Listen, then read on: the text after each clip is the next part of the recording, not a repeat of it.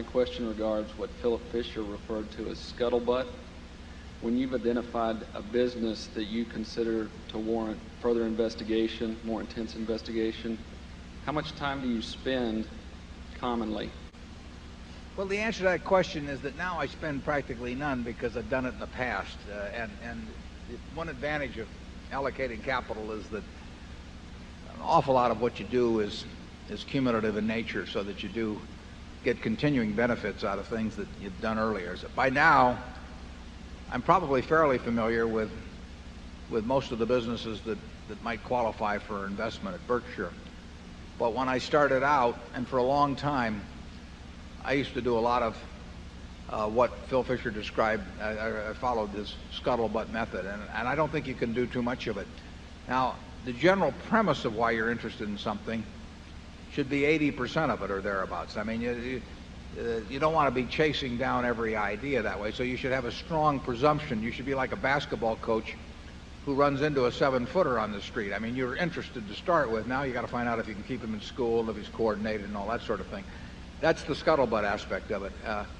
But I believe that as you're acquiring knowledge about industries in general, companies specifically, that there really isn't anything like first doing some reading about them and then getting out and talking to competitors and customers and suppliers and ex-employees and current employees and whatever it may be.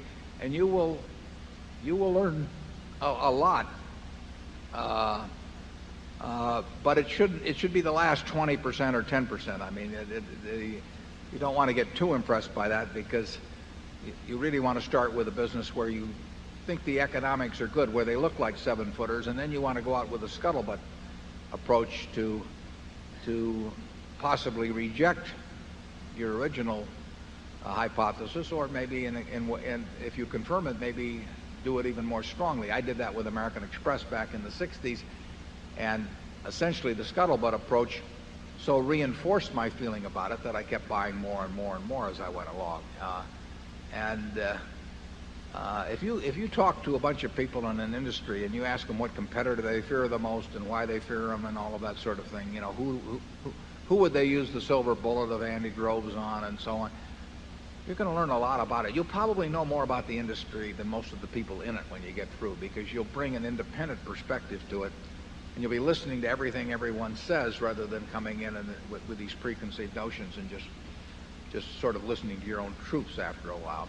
And I advise it. I don't really do it much anymore. I do it a little bit, and I talked in the annual report about how when we made the decision on keeping the American Express when we exchanged our perks for common stock in 1994, I was using the scuttlebutt approach when I talked to Frank Olson. I couldn't have talked to a better guy than Frank Olson. Frank Olson, running Hertz Corporation, lots of experience at United Airlines, and a consumer marketing guy by nature. I mean, he understands business.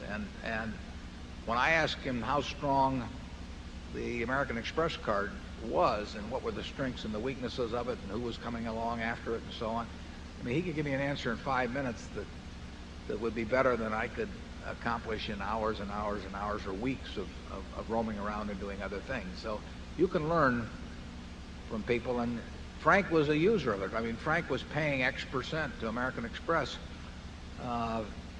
for his Hertz cars, and Frank doesn't like to pay out money, so why was he paying that? And if he was paying more than he was paying on MasterCharge or Visa, why was he paying more? And what could he do about it? I mean, you just keep asking questions. And I guess Davey explained that in that video we had ahead of time. I'm very grateful to him for doing that, because that was a real effort for him.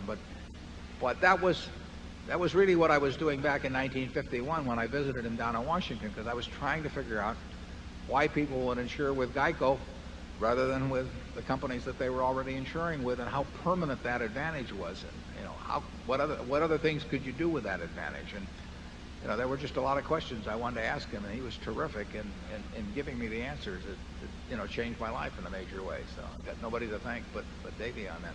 But that's the scuttlebutt method, and I do advise it.